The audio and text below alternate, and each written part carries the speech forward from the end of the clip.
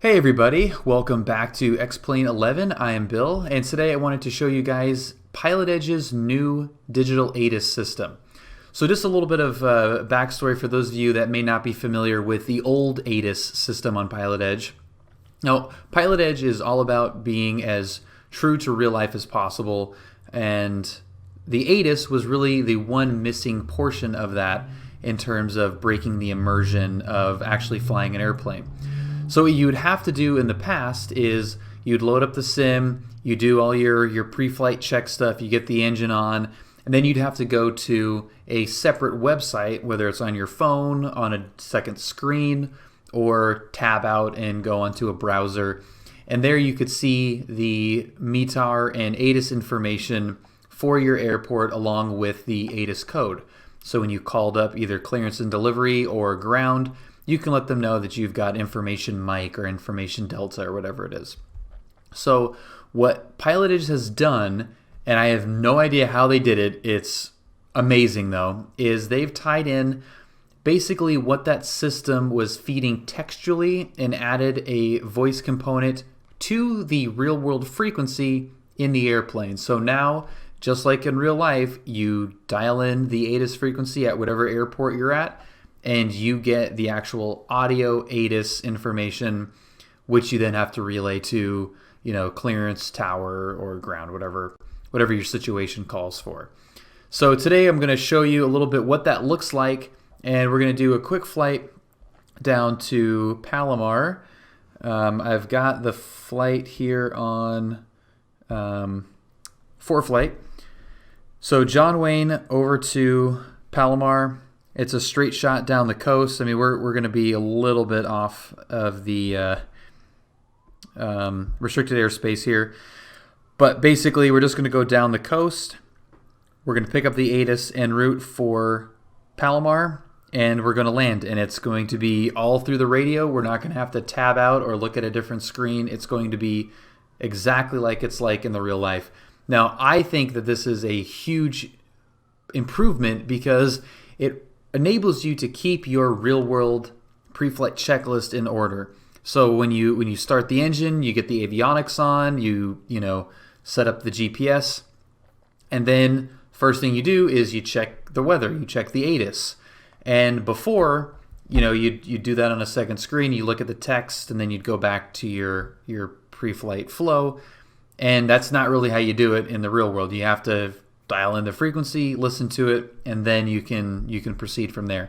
So we've got the flight plan in here, and let's get this thing started. We'll just do like a quickie kind of startup here. We'll get the strobe on, we'll get that going, make sure we've got the fuel on, crack the throttle a little bit, bring the mixture down. Okay, gyro, we need that to be lined up. All right, so now we've got the airplane on, warming up at 1,000 RPM there, and let's tab over to Scratchpad in ForeFlight. Before I got ForeFlight, I just used a notepad, similar to a knee board, just a little piece of note paper, and it's easy enough just to write it down. But ForeFlight Scratchpad makes it really easy to just do it on the iPad, and you can have it all in one spot. 1 Sierra Charlie 21 ready for departure. We'd like a right turn at the shoreline. Okay. 1 Sierra Charlie. All right, so we've got clearance in there right now, but let's get over to the ATIS, which is 126.0. Takeoff 1 Sierra Charlie. Tab over there. And you still get the ATIS information no differently than you do in the real world. We've got ATIS right here, 126.0 on ForeFlight. You could go Sky Vector. You can do whatever you want. So let's listen to this. Dew point 4. Altimeter 29 or 9 or 7. Arriving and departing runways 20 left. 20 right. Visual approaches in use. VFR departure. And it just plays. It's just on a loop. So just like in the real world, you can jump in the middle of it. Flight following is requested. Read back call runway assignments and hold short instructions. Advise on initial contact you have information, Victor. Victor. John Wayne Airport, ATIS Information Victor. 0253 Zulu. Wind 250 at 11. Gust 17. Visibility 10. 3,700 scattered. Temperature 12. Dew point 4. Altimeter 29 or 9 or 7. Arriving and departing runways 20 left. Okay, so there's my four-flight chicken scratch. All right, so we're good there, and now we're able to switch over to clearance and delivery, and then I'll get ground in there as well, just so we have that ready to go. Okay, so now let's get our clearance with information Victor. And by the way, we got 250. 11 gusting to 17, 29 or 7. We go to the real world METAR and 260 at 11 gusting 17, visibility 10, 3700, temperature 12. So it matches the real world weather perfectly. So as long as you've got the real world weather running in your sim, it'll match exactly what and maybe not exactly, but it'll be very close to what the ATIS is saying there. So let's wait for a little lull here, and we can get our clearance. Report straight in, runway 29er, November 737, take off.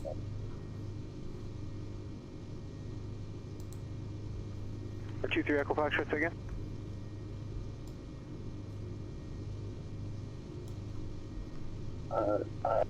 7 nautical miles south, runway 29er, November 737, Tango Golf. We'll record again at 3 miles.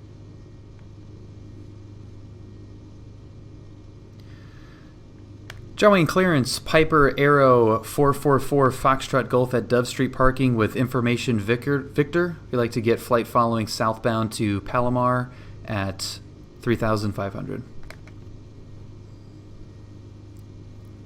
444 Foxtrot Golf, what kind of Piper?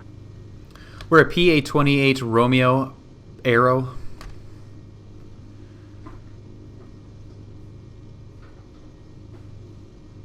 Arrow 4 Foxtrot Golf, John Wayne clearance, on departure flight in 150, maintain VFR below 2,400, departure frequency 128.1, squawk 5241.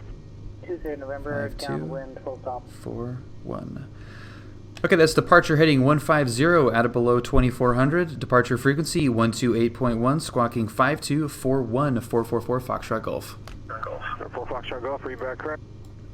2 Sierra November. Okay. Attention to the ATC transmissions. Sweet, so we've got instruction to require to read back. Also, don't 5-2-4-1. modify your pattern, extend your downwind unless told to. Runway 29 Okay. cleared for the option. So there is that. And we'll get our COM 2 doesn't really work in this plane, so I'm just going to stick with COM 1. Otherwise, I'd put in 128.1 with the tower frequency. So we're ready to flip over to ground there. We'll get tower ready to go. And then we've got our heading. Make sure that that is centered, and we'll be at 150 there. And we are ready to taxi, so let's get our landing light on. We'll get our nav. And we are ready to taxi. Palm Springs Tower, Sky High 424, clear right at Foxtrot. Okay. All right, so I am going to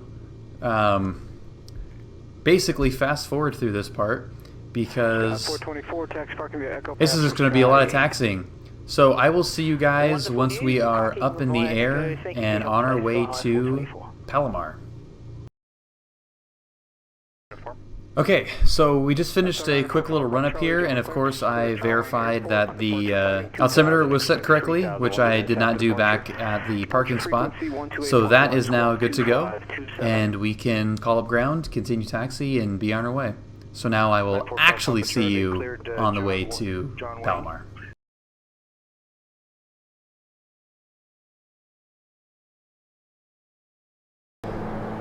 Okay, so now that we are in cruise here, on our little cheater just flight autopilot. You know, so when you're doing a trip like this, even if it's a medium size flight, you know, this is about 40 miles or so, so it's not terribly long. But what ForeFlight does is it'll actually alert you what the destination ATIS airport or destination ATIS frequency is before you get there, and it gives you enough time to dial it in. So if we're planning ahead a little bit, it's 120.25, and let's just try it on our COM2 here, because it's going to be we're just going to be listening to it. So let's see if this is going to work. So we got 120.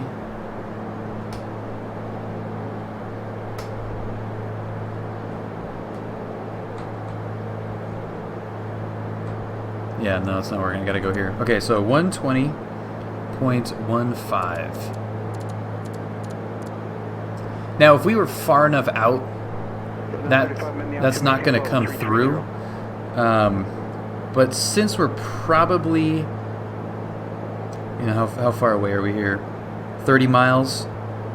That should be close enough to actually pick that ATIS up. So let's go to COM2. And we got it. 300 broken, 6,000 broken, temperature 2.7, altitude 2909, arriving and departing runway 24, visual approaches in use, read, I call runway assignments and hold short instruction, advise on initial contact you have information alpha. Alpha? So again, it's on a loop. Palomar Airport, ATIS information alpha, 0253 Zulu, 2250 at 12, gust 18, visibility 10, 3,000. Okay. So it is pretty similar to John Wayne, which is obviously expected. But we've got Alpha now. So now we can turn that off.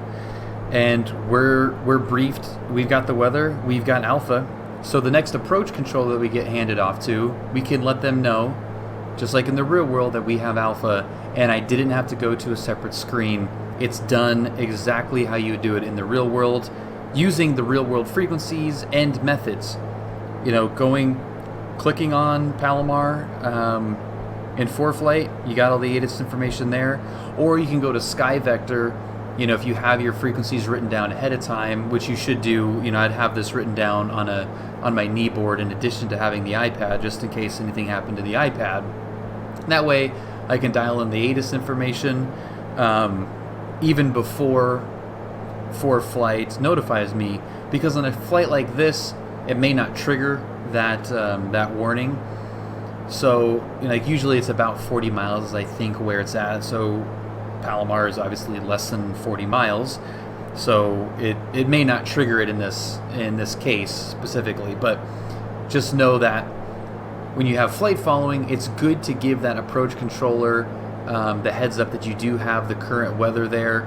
That way they don't have to bring it up. So when you're checking in on that first radio call, you give them your altitude, and then tell them you've got information, you know, whatever information you have. So in this case, Alpha. We have information Alpha at Palomar. Confirms that they know where you're going and that you have the current weather. And this keeps you inside of the simulator, which I really, really like. It really did kind of break the immersion when you'd have to go to a 119.6, 444 Foxtrot Golf, we'll see ya. Okay, so 119.6. Right there, 119.6. There we go. Okay, so we're gonna let this controller know that we've got the weather at Palomar, and also just while we give them a second for us to check in here, we can get Palomar Tower up here, because that's going to probably be the next frequency we get. Here we go. Look at it. So it did trigger it. So Palomar ATIS is 120.15. So we did it ahead of time, but ForeFlight will will alert you, you know, once you get close. And how far out are we now? 20 miles. So it looks like it's about 20 miles that it triggers that. So that is good to know. All right, so let's check in, and we've got information alpha. SoCal approach, Aero 444 Foxtrot Golf 3500. We've got information alpha at Palomar. 444 Foxtrot Golf, SoCal approach, Palomar altimeter 29er. 29er 444 Foxtrot Golf, thanks. Great. 8671 Juliet Header. All right, and we've got it. We know that we have the winds, so we can obviously, we know that winds are 250, so we're landing on runway 24, but the ATIS did confirm that, so we have the winds, which is going to tell us what airport or what runway we're going to want, but also they are operating at a 24, which they almost always do, and then approach has the information, knows that we have the information. So now we have the tower frequency in here, and once we get closer, we will get passed off to Palomar by the approach controller. And again, because we have the ATIS information, we didn't have to go to a second screen or pull out our phone and read the text. We know that we've got information alpha. We know what to expect wind-wise, and we're good to go. And it doesn't break away from your real-world flow and checklist in the plane. You know, taking off from John Wayne and flying down the coast to any of those airports, Palomar, Montgomery, Gillespie, you know, the big airport to a lesser extent, but you know, this is the stretch where you're going to pick up that ATIS when you're 30 to 40 miles out. And to be able to replicate that in PilotEdge for the first time is really awesome. I mean, this PilotEdge, I swear by it. It's helped me tremendously. It saved me thousands of dollars in flight training. And they continually make it better. That's really key, and a huge part of why I keep pushing this to as many people as I can, because it did save me a bunch of money, a bunch of time, and they're continually updating it. They're listening to user feedback. They're changing procedures based on real-world information and feedback. You know, they've made some updates on some procedures just based off of my flying and some of the videos that I put out there about where and how they say and do certain things, and that is so awesome. And it's gonna make it that much more realistic when people start realizing how good of a tool this is and start adding it to their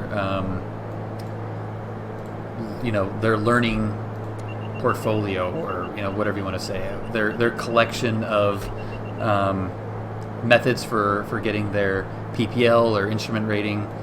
You can be assured by the time you sign up for this, if you haven't already, it's probably going to be even better than it is now, and now it's unbelievable.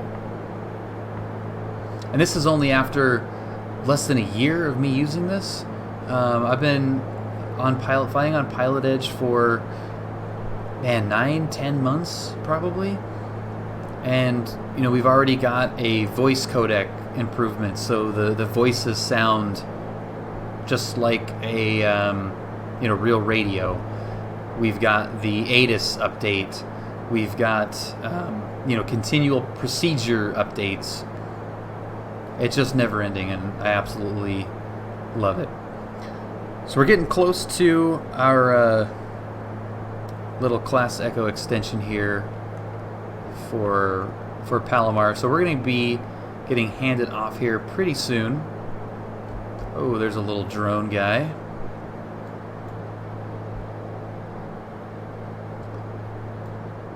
That's actually not a real person. PilotEdge has a good number of drones, which are basically just pre-recorded routes that planes will fly out of untowered airports.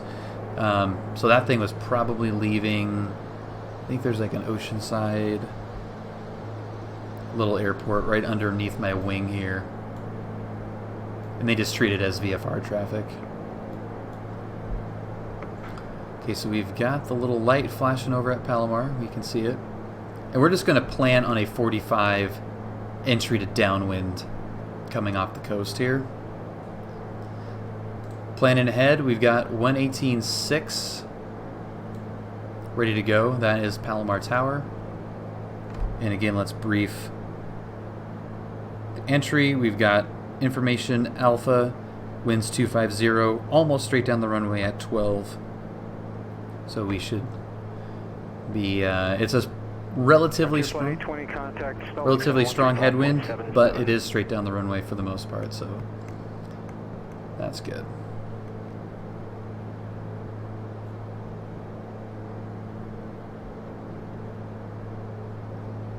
Okay, and Msl pattern altitude is 1,500 feet.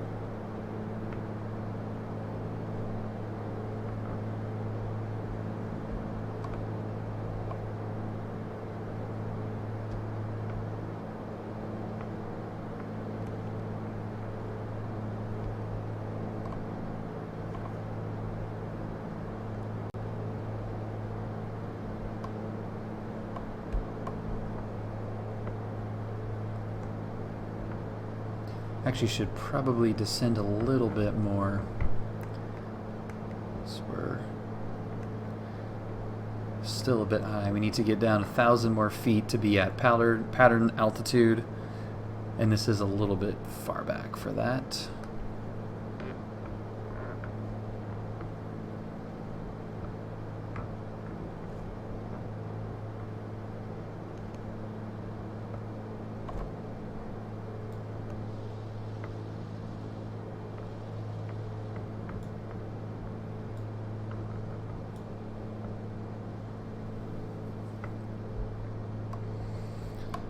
.500 feet to go.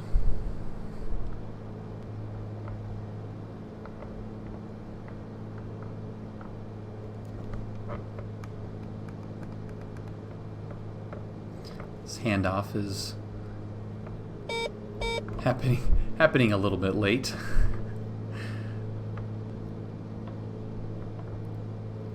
Actually, might want to get a frequency change coming up here. Couple hundred feet above pattern altitude. We would have been handed off to Palomar quite a bit back. We're now going to be in downwind. SoCal approach, Archer 4 Foxtrot Golf, request frequency change. 4 Foxtrot Golf, I'm sorry about that. Contact Palomar Tower 118.6. 118.6, good day. Palomar Tower, Archer 444 Foxtrot Golf 1500. We've got information Alpha for full stop. 7071 Juliet, where do you park? Park in the transit, please. 71 Juliet. Let's get the gear down. 7071 Juliet, XC to the Ranga, Bravo and Charlie, cross runway 25 at Bravo.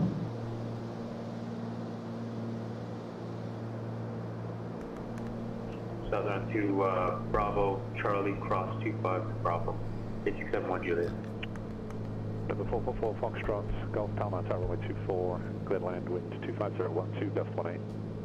Clear land 24, 444 Foxtrot Golf. Okay, let's get one notch of flaps coming in here.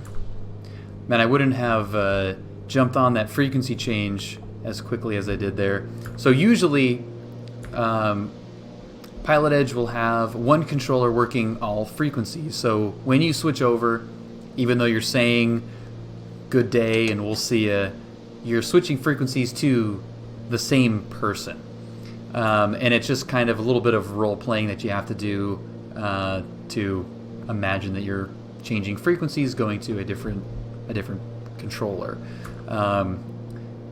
And they actually have a separate controller working the tower and ground frequency right now, which means that it must be pretty busy on the network. So that's just if you're new to PilotEdge or getting just getting into it, that is a consideration and something that once you've experienced it a couple of times, it kind of becomes second nature. You're used to hearing the same voices and just treating them as if it's a new controller. Because even though it's the same person and they know that you are the same person as well, you have to give them all the pertinent information that you would a new controller. Okay, so there is 2-4. The wind is not too bad. Let's San see Luis Tower, Skyhawk, November 9 or 7. how nice we can get this landing. 10 to the east with Whiskey, inbound for landing, request category 2 rating. Butter. 797 Lima. Sweet. San Luis Tower, port 3 miles straight in, runway 29, and sorry, did you... All right, well, we got a little bit late handoff there, but we I didn't copy the last, but we do have... managed that pretty decently. Foxtrot, that'll work, thanks. And we landed safely at Palomar, and we're looks cleared, like we are going to make for Alpha 29, 2. 7 Foxtrot. 7 Lima Foxtrot, report a 3 mile straight in, Alpha runway 3. 29. We'll report 3 miles for 29, 7 Lima Foxtrot. So that's a 99 Tango. Keep it a little tighter if you can. Runway 29, clear land. Correction, cleared for the option. Let's just go straight ahead here, actually. 29, clear for the option, 99 Tango. Thanks. Let's get mixture coming down, and let's get our strobe off so we don't blind everybody. And we're on Alpha 3. Palomar Tower, Aero 444, Foxtrot Golf, clear of runway 24 at Alpha 3, parking straight ahead. Alpha Foxtrot Golf, taxi ramp via Alpha, minus frequency, good night. All right, taxi to the ramp via Alpha, staying with you, 444 Foxtrot Golf, good night.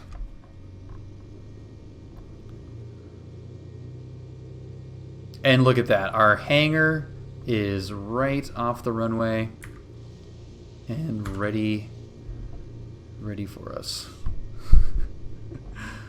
Just park right next to the Citation 10.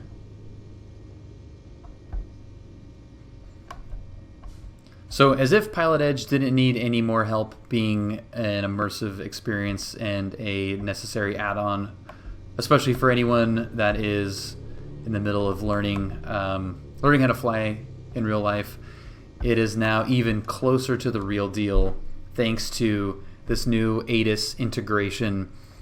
It's awesome. This was a pretty short flight, so we didn't really have a bunch of time in between to think about the weather or plan for anything, but it still does a great job. I thought this flight would be good because it's a pretty typical Southern California flight, and you want to get that ATIS information as soon as you can so you have it ready to go for that next approach controller, or at least the approach controller before they hand you off to the tower. So I hope you guys enjoyed this. PilotEdge.net, check it out if you haven't already. We hope to see you on the network flying around. Take care. Thanks for watching. We'll see you later.